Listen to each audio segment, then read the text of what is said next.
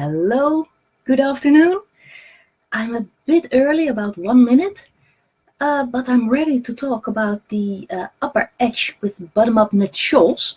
So I'll just wait until there are some people joining me here. Um, I must admit I had a lot of thought about the upper edge with bottom-up knit shawls because personally I've experienced some challenges with it, but we'll talk about that later. Well, let's see if other people are starting to arrive. I should have brought my knitting to work on during the wait. Let's just see when other people show up.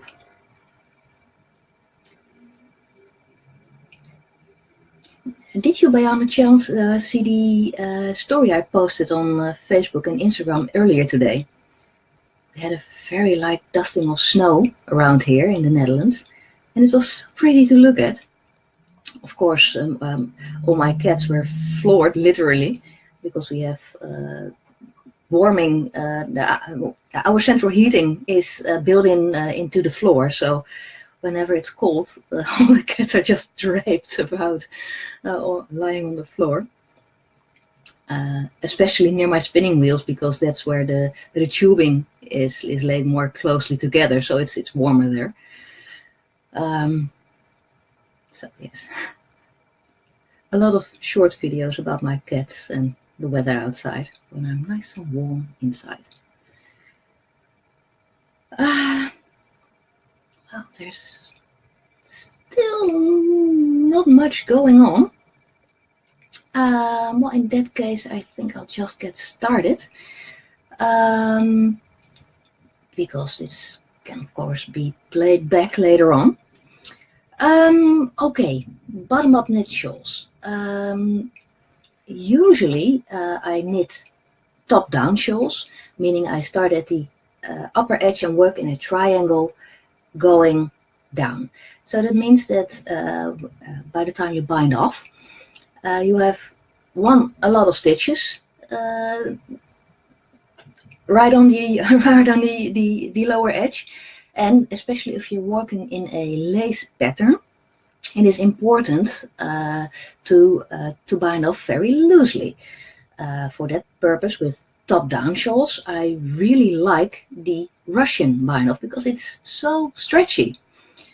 Well, call me a creature of habit, but when I was working on my Elena half hep, it's this one, if you can see it.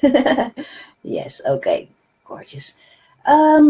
What you see there in the cream with the small flower patterning, that part was actually knit bottom up, starting right there.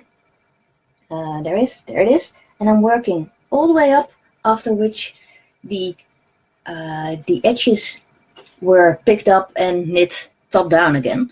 But well, the point I mentioned this is because I did my usual Russian bind off on this upper edge, and well, it's, as you can see, it's limp as a noodle.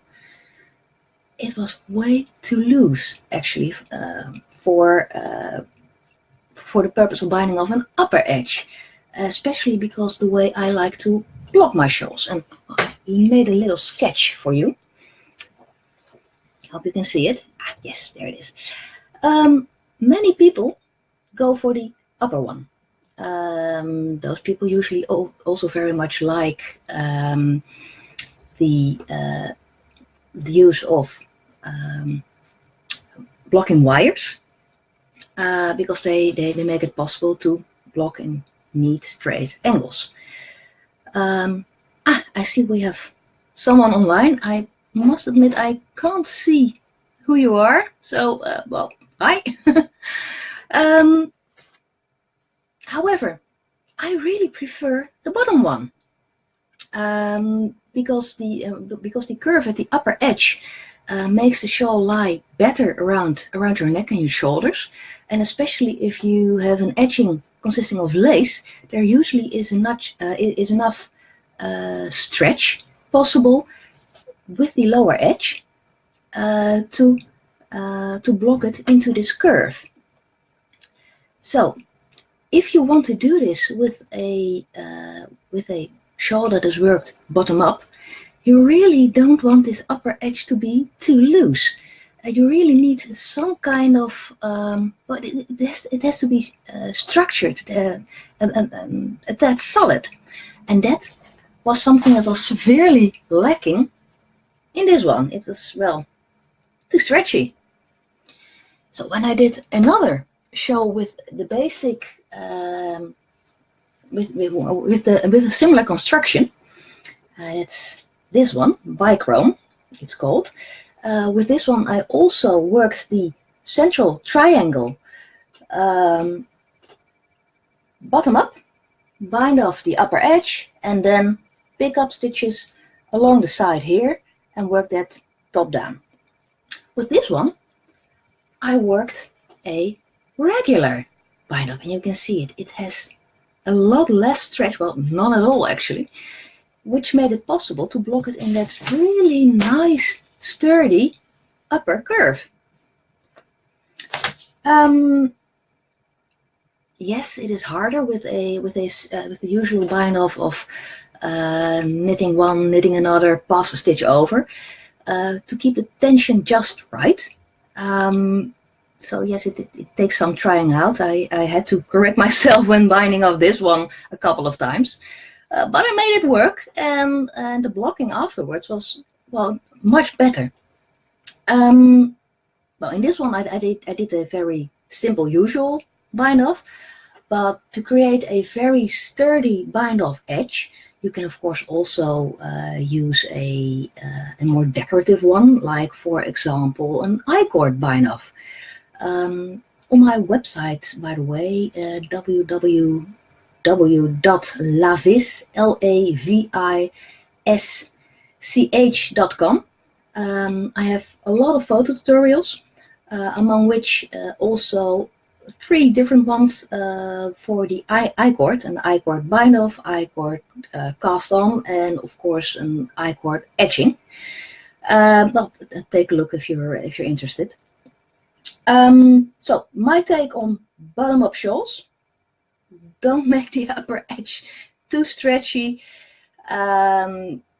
Therefore, bind off with something that gives structure, and not something flexible like the Russian bind off, or Jenny's stretchy bind off, or whatever bind off you can imagine.